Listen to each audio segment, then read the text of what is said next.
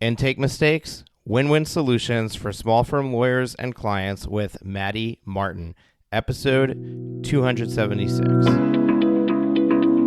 Are you ready to make your law firm a profit-generating machine that will free up your time and skyrocket your impact?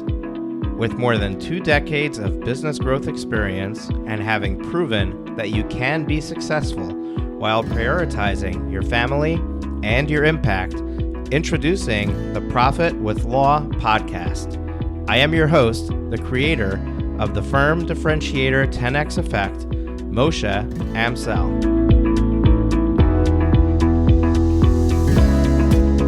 Well, hello and welcome to another episode of the Profit with Law podcast. I'm your host, Moshe Amsel, and today we have a replay for one of the sessions of our annual planning Best Year Ever 2022 event.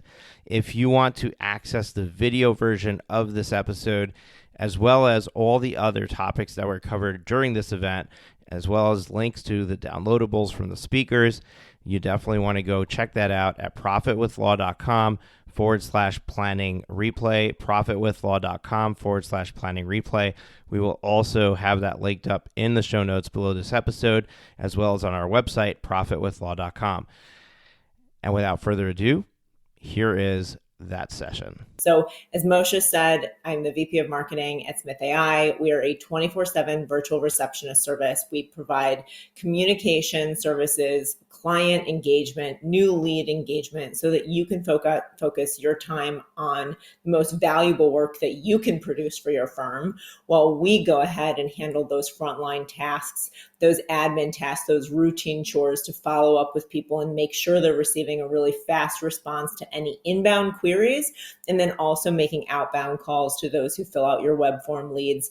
I know you've heard a lot of great marketing content already, so you know the importance of responsiveness. So the way that intake plays a role here is obviously improving the efficiency of your operations, boosting the lead quality, making sure you have great consultations with viable leads, not people who are not a good fit for your firm. So we'll cover common intake pitfalls and, common situations that are plaguing small firm attorneys in particular, how to identify the symptoms of faulty intake systems, and then improve upon them with the right software, the right questions, the right framework and workflows, so that you have something that is really repeatable, that is consistent, that can be done for you, that doesn't rely on you, other than the initial setup, which is obviously something that you want to be controlling. So these are proven ways to control and streamline your intake system. And the goal here is consistent results. If you have ever felt like, I don't feel like I have a great handle on my intake, am I asking the same questions every single time? Do I reliably get intake forms completed for all new potential leads so that we can effectively screen them in or screen them out? Oftentimes that's not the case, right? So let's think really, carefully about where this fits in the sales funnel, which obviously Jordan talked a lot about. You have unqualified leads who come in, you've never talked to them before. Maybe they're a referral and with some likelihood they're going to be a qualified lead. They are a good fit for your firm. They're in the right service area, practice area. They have a budget or the capacity to pay. Their needs meet your capabilities, right? And then it moves on to intake, gathering information, having a consult, and then hopefully retaining that client with all the great workflows that Jordan mentioned. So what often happens is that as we expand that business, any business, but in this case, a law firm, the lead quality becomes less determined, right? If you start off and you've got a lot of referrals, you have a pretty solid understanding of the quality of those leads. Now, if instead you start with SEO, you start with PPC, paid search ads, you start with Facebook ads, you're ramping up your social media, you're ramping up your downloadable resources on your website. And as a result, people are attracted to these resources, they're attracted to the ads, but they don't necessarily have a clear fit with your firm, or they might not be ready and they need to understand more about what your firm does. So what we want to solve today is making sure that it's a great experience. And this is why it's in the title of the presentation, a win-win for small firm lawyers and their clients. And what I mean is, it's not a great experience to contact the wrong firm. It's not just about the attorney's experience and making sure that you're more efficient in your operations and that you're having quality consultations with viable leads. It's also important that people who reach out to you are in the right place. And if they're not, that you as a service get them out of your funnel, get them out of the sales funnel so that they can go find the right place, right? So it's not a bad thing to say no to a lead, but you need to determine the criteria so that you know when to say no and so that people can do that for you, because those questions absolutely can be asked on your behalf. Now, as we think about the importance of intake, we know that there is a sales funnel and there are conversion points along the funnel. If you have 1,000 website visitors and only 80 of those are real leads and not just people reading your content, 40 of them might be qualified opportunities, 20 would turn into consultations, and then there are 10 retained clients, let's say at $2,000. Let's say that initially you spent $5,000 to get all of those visitors to your website. Some of them are quality, some of them are not. You just got a $20,000 revenue after spending $5,000. That's wonderful. Obviously, it doesn't include all of the operating costs and other things, but your margins are still solid there. Now, what we want to do is look at that line where it says 40 qualified opportunities, okay? And we know that the cost increases as we go down these rows, but 40 qualified opportunities, if you are able to, at this stage, qualify more opportunities or cut out some of the noise that's in that 40, you have the ability to have more than 20 consultations, or you have the ability to convert more of the 20 consultations into more retained clients, right? So at the end of the day, whether we're getting more consults or we're doing better consults, that baseline number of 10 is going to go up. If we can hit 15, obviously your revenue increases and you didn't do anything else at the top of the funnel to spend more money. So this is one of those things where if you improve intake, you don't have to spend more. Yes, it takes a little bit of time, but you actually have the ability to control the funnel to a greater degree and not change all those things in marketing that happened earlier, right? This is completely within your control. And I think as a marketer myself, that's really compelling because I know that I can't control what the cost per click is going to be. I can't control where in any given day I'm going to rank on Google, who's competing with me and spending more money. But what I can control is if everything exists the same at the top of the funnel, I can control my intake. And that's why I love this topic. I find it extremely empowering. So there is a resource for you in this presentation to fill out this table yourself so that you can find value in that. How much are you gaining from your marketing activities and your conversion rates? Now, when we think about the data, we know that 2 out of 3 clients are going to base their decision to hire on the initial responsiveness of the law firm. And we know that a lot of attorneys are letting calls go to voicemail. So it goes without saying that intake is most important when it's actually done on the very first call in a website chat. It may be back and forth via text message even, but let's say the primary use case is by phone, maybe followed by website chat. You don't have to wait to take intake to the second call or during the consultation. What you want to do is screen people immediately, and also when you're most able to get in touch with them, which is that moment that they actually reach out to you. What I do know is that about 47% of calls are answered of those incoming, which means that if you are playing phone tag, if you get a voicemail and you try and call someone back, you have less than 50% chance of reaching that person. And then the percent just goes down from there as you continue to play phone tag. So intake happens on the very first call, and that requires you picking up the phone or someone doing that for you because you can't be expected to sit by the phone all day long. Now, there is a clear sense of urgency to hire an attorney on the part of that new lead. Now, attorneys rarely sense that urgency, and as a result, they're not picking up the phone. As we can see here, 78% never responded to a potential client's outreach. That is outrageous. 39% let calls go to voicemail. If there's nothing else that you do, but you simply are a better player in the marketplace, you better compete with your ill-performing competitors. They're just letting the leads waste away in voicemail. You take that call, you do intake, and you will see the benefits of it. Now, obviously, we need resources here because you're already overworked. The vast majority of attorneys say they don't have any business training. They're not confident in their business skills. And obviously, law school's main priority was not to prepare you to run the business side of a law firm or give you business skills. So there's a gap here.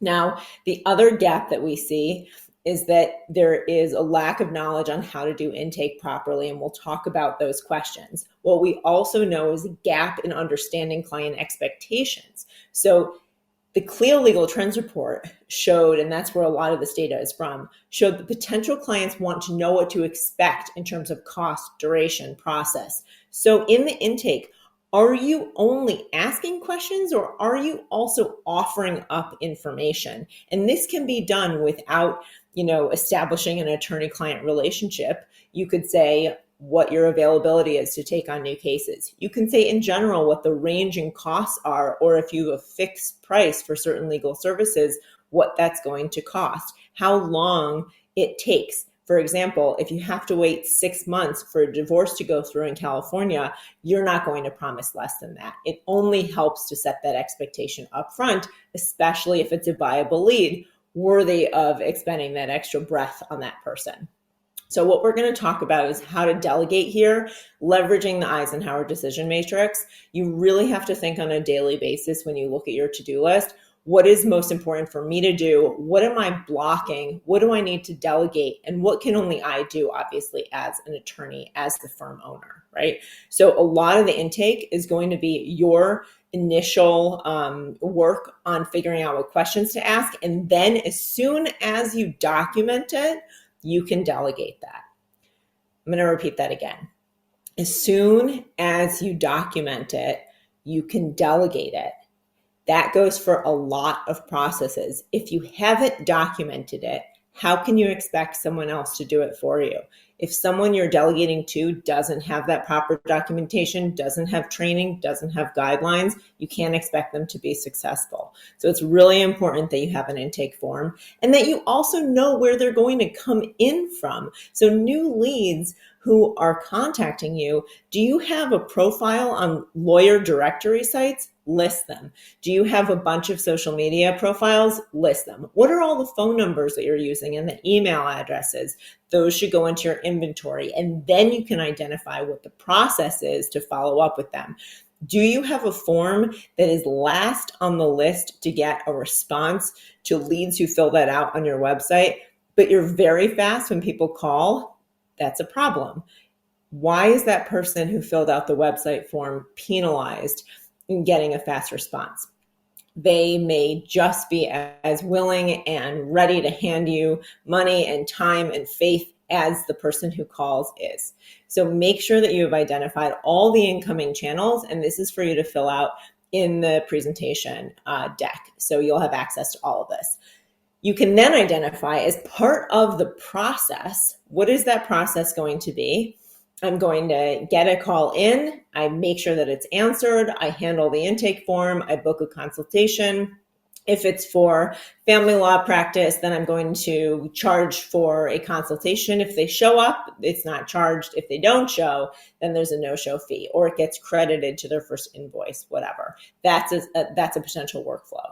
Now, of those workflows and the process, what do you need to delegate? Are you currently looking at that workflow and thinking, I better clear my calendar because I don't have time to complete all these things? Not ideal. You need outsourced services. You need software that might be something you can delegate to. When people use Calendly and some of the solutions I'll talk about for calendaring or for receptionists or for web chat, you can actually delegate. It might not be a human, it might be technology, but either way, that appointment's going to be booked without your involvement. So it doesn't really matter as long as it works for you. So when we look at the intake process, we can see that there is a lot of complexity that happens here. Do you need conflict checks? Do you need appointment reminders because there are no-shows? Depends on your clientele. If it's estate planning versus criminal defense, you're probably going to use a different method for appointment reminders. How much you nag is up to you and what you know about your client base. Now, if you have an idea of the simple steps here, someone contacts you, they explain their needs and inquiries, there's a fit assessment with intake along the way, then you do the conflict check, you have the appointment, you have the multiple intake forms that are possibly more in depth for medical, for example. As a result, there's a lot of work for you to do, and there's even a more complex intake schedule here, workflow. If you have this set up, imagine where the intake form actually shows up pretty darn early, because you don't want to do all this work if you know that person is not a viable potential client, right? So how do we identify that? We actually have intake forms that are standardized and used consistently every time. I couldn't care less if you have an intake form and you never use it. It doesn't matter just because it exists. It has to be existing and it has to be used and consistently, and then you can gather data and take actions on that later. But in the moment, everyone's following the same process. Now, interestingly, there are some things you might want to capture early on that you didn't think of. How did you hear about us is something that easily evaporates from people's minds that you definitely want to capture. You also want to think about the 10 best clients you've worked with and 10 potential clients you wanted but you missed out on. And what characteristics do they have? What would you ask them and what would their answers be in order to attract clients like that in the future? Do you want to take as many clients as possible, or are you trying to be more strict with your client base and be more choosy? That also matters, because the questions you ask can lead you down to a very narrow funnel or a broader funnel. So if you have just hired another associate attorney, great. You probably want to take more cases than you used to. Also, what's your work-life balance? Now, think about the questions that are contact information. Fine, we've got that down pat. Practice area fit, service area fit. Are they in the right location? Do they have the ability to pay? Have you identified, a source of the funds? How intent are you on hiring an attorney right now? Can you get a sense for not only the need, but the readiness? Absolutely critical. Can you also get a sense of how eager they are or optimistic they are or sentiment-wise, how positive they're feeling? Imagine that you do hire an attorney, where would that put you mentally? Oh, I feel so much relief, right? Can you start to forge that emotional connection? And then identify, obviously, how you would hand off unqualified leads. Do you have referral partners, et cetera? Now, this process actually is also going to be determined by how you schedule consultations, because what you don't want to have happen is the phone tag. If you do an intake and then you don't schedule an immediate consultation, you're leaving the lead wondering what's next. So identify, how do you handle consultations? Are they free or paid? Are they 15 minutes? Are they an hour? Are they by phone, in person, by Zoom? Do they need a link? Do they need to download some software before they're going to show up and meet with you? Very important. If you add more friction, if you say, I want to use this random video collaboration tool, it's not Zoom, it's probably going to be harder for them to show up. They're less familiar with it in their day-to-day lives, right? Have a backup plan. If you have Zoom, also have their cell phone number so that you don't miss a consultation with that person who, through the intake form, is a great potential client, right? So think about, what is your backup? How are you going to carry the momentum through this process? You also want to make sure that if you are, taking payment, that the person who is handling that initial intake and consultation scheduling is able to take a credit card over the phone, so that there is skin in the game. For a lot of practice areas, especially family law, maybe even immigration, consultations cost money because there is really high demand and limited supply. And you want to make sure that if you are blocking your calendar, that person is going to show up. You can credit that to their first invoice. Potentially, you have to check your bar rules. Now, what are you using for your intake form? It could be as simple as Typeform, Gravity Forms, Jotform is another one, which are very affordable, if not free. You could even use a calendaring system, which allows you to have a few questions. Moshe mentioned Joey Vitale. And if you look at Indie Law, their website, you'll notice that they actually have the intake questions within the Calendly booking. And that is really interesting because it allows you to consolidate everything in one system. Very affordable. We're talking $10, $15 a month, right? Then there are the practice management solutions that also allow you to create a case right after that consult, a case or a new matter from a lead who turns into a contact, who turns into an account, etc. A number of these we all know and are familiar with them: Clio Grow, MyCase, LawKiss, Lawmatics, Practice Panther, the list goes on. There are fantastic solutions right now, and many of them are more affordable than you might think. So don't go beyond, 6, 7, 8, maybe 9 questions at the most. When you hit double digits, that's too many, right? So I say here on the slide, aim to 5 to 15. Obviously, there's a little leeway if you have to ask more questions. You only have so much time on the phone. You should be able to distill what you need to gather and what you need to share by the 9th question, right? So you've got some basic contact information and you have essential deal breaker type questions. Okay. You can have one intake form or you can have multiple, depending on if the practice areas, if you have multiple practice areas at your law firm, you might want different intake forms for each practice area to make sure that those questions are really specific, because if you only have 5 deal breaker questions, you better gather the information that you need and don't gather everything for every practice area with just one form. So what you want to balance is the workload that you're giving on the phone to that lead. Is it burdensome, or does it feel like, man, this law firm really understands the right questions to ask? I feel like they're in control. I have such a weight off of my shoulders because they're asking me all these things that were nagging questions in my mind. They're putting me at ease, and I'm going to show up to that consultation. And I can't wait to work with this firm that feels like they really have their you-know-what together. So here is a template for your intake form. You can change any of the form sections to what you want them to be and the fields that should go through so that you capture the information that you need. Now, should this be a script? Absolutely not. It is a human being talking to another human being. It might even be a chat bot, but at least it's a workflow if you're using website chat.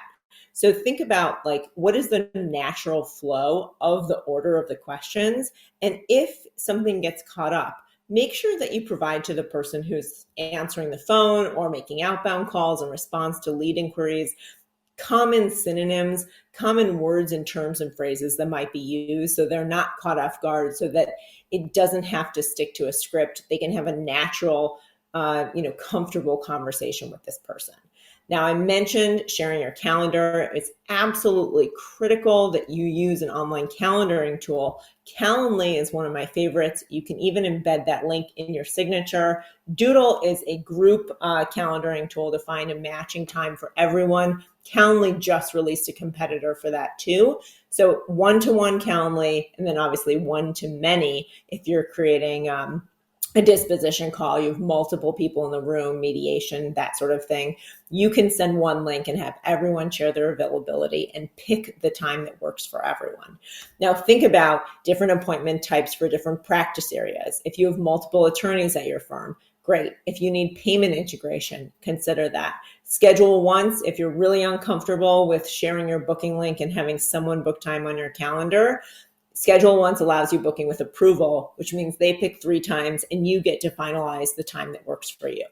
So what are a couple examples? Cooper Law in Minnesota has a great example of a simple intake form. She asked, what is your legal issue? Family law, Social Security, disability, and is there a court hearing scheduled? I've also seen, when is the court date, if there is one, so that you know, is this too soon? Is it tomorrow? And you're not going to be able to work with this client. Now, Justy Nickel at Colorado Lawyer Team also has fantastic examples on her website, colawteam.com. Screenshots are a little bit old, but she actually lays out very, very clearly to get started, step 1 and step 2. Now, she works in criminal law, and this is absolutely critical that she's got this information there to follow these steps, very clearly, fill out the form, they write in their answers, or they call in and speak to Smith.ai, for example, and we're going to ask the same questions. Then they are given the opportunity to book a consultation, which if it goes over 30 minutes, it's going to be paid. So that payment information can be taken. So not everything goes that smoothly. The last thing I will say is it is absolutely critical. If this workflow doesn't immediately result in someone e-signing, as Jordan mentioned, your retainer agreement, you have to follow up with them.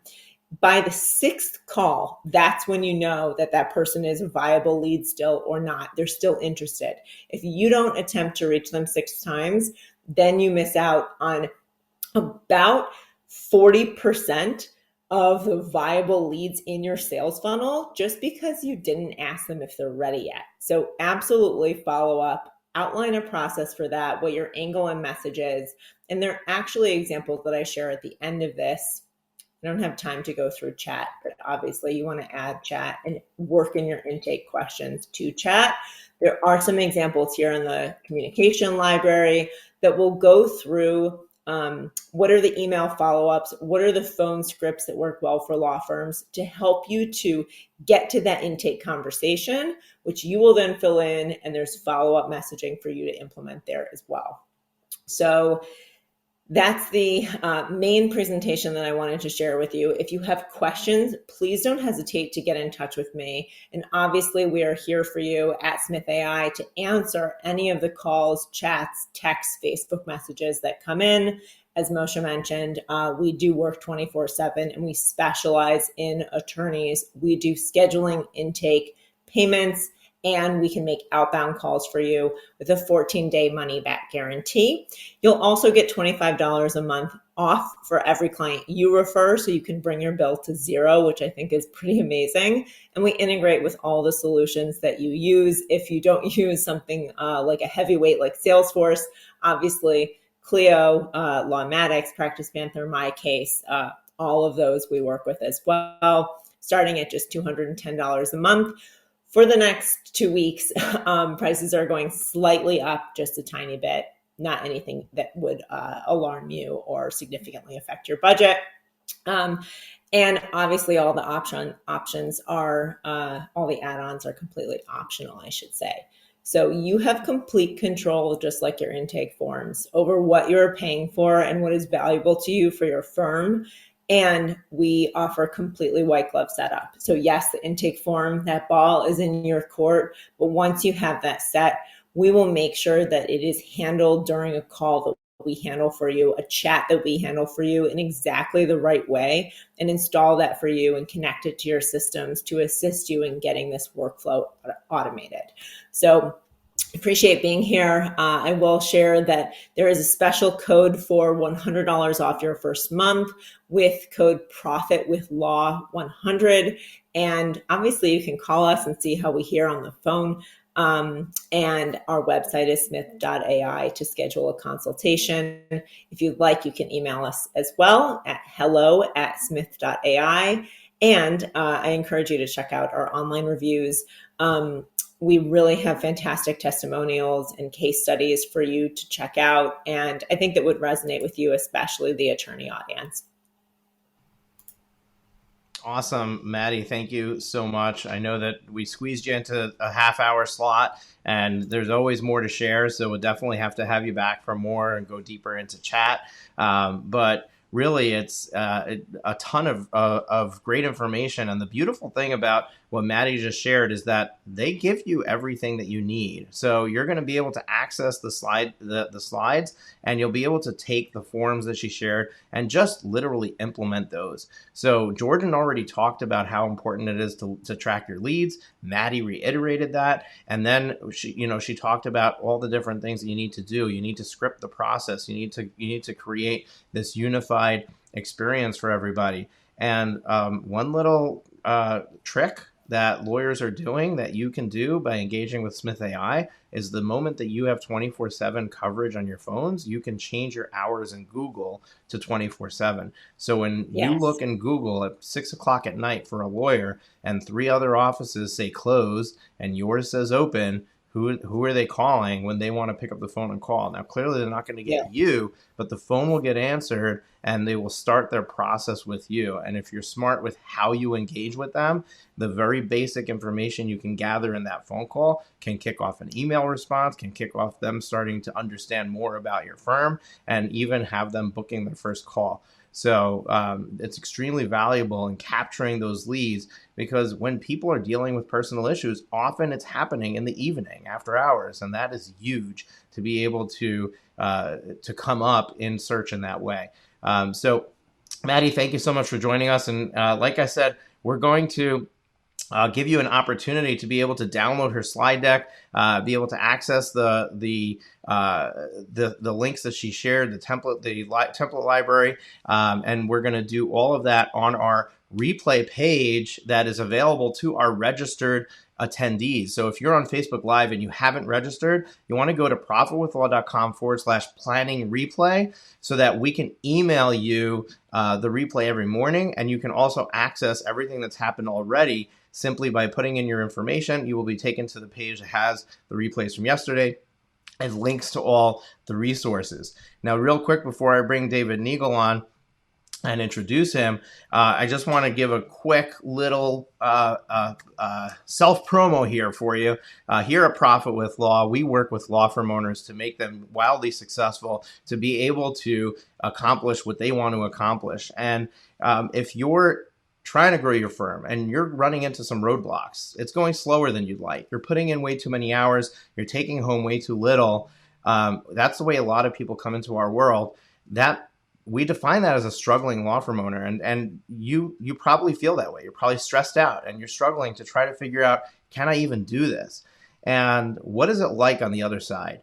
On the other side, we have our proud and free lawyers. And if you want to be a proud and free law firm owner, if you want to be able to tell everybody, I've built a firm and I'm able to create the life that I want. I'm working the hours that I want. I'm providing for my family, and I've even started to build wealth that can change and impact my future generations. If you want to be in that boat, then you probably need some help to get there, because what you've been doing before hasn't helped. So we have a free coaching call that we provide. It's absolutely free. We just ask that you show up. There's a little form you need to fill out in order to book it, kind of like what Maddy just shared. It's in our Acuity scheduling page. Actually, it's Calendly now, so we switched over to Calendly for this. It's in Calendly. It asks you these questions as you're booking the call, just like Joey Vitale does with Indie Law. And go to profitwithlaw.com/free coaching, and you can book a free coaching call right now with one of our coaches. Now, what we're going to cover on that call, or what you're going to experience, is during that call, we're going to create a crystal clear vision for your ultimate law firm success and the perfect lifestyle you'd like your firm to provide. We're going to uncover hidden challenges that may be sabotaging the growth of your firm and keeping you working too many hours. And you're going to leave the session renewed, re-energized, and inspired to turn your firm into a highly profitable revenue-generating machine that practically runs itself. So if this sounds like something that you want, go and book your call now. Now, just so you know, at the end of the call, we will take the opportunity to talk to you about working with us even further. So I have an elite lawyer coaching program where I take lawyers through a 12-month process to help them flip the script on their law firm. So if you get inspired, energized on this first call, and you think that it's a good fit, and we can work together to help make this magic for you, we'd love the opportunity for you to come on board. But the call is free. The coaching's free. You can get it. You don't have to say yes at the end. We don't have high pressure sales tactics. It's really just there for you. So please take advantage of it. We look forward to having that opportunity to serve you in that way. Thank you for tuning into the Profit with Law podcast. Your feedback is extremely valuable to us, as well as helping us reach more people with this valuable content. Please leave us a rating and review in your favorite podcast directory. Join us again next time when we are back with even more strategies to profit with law.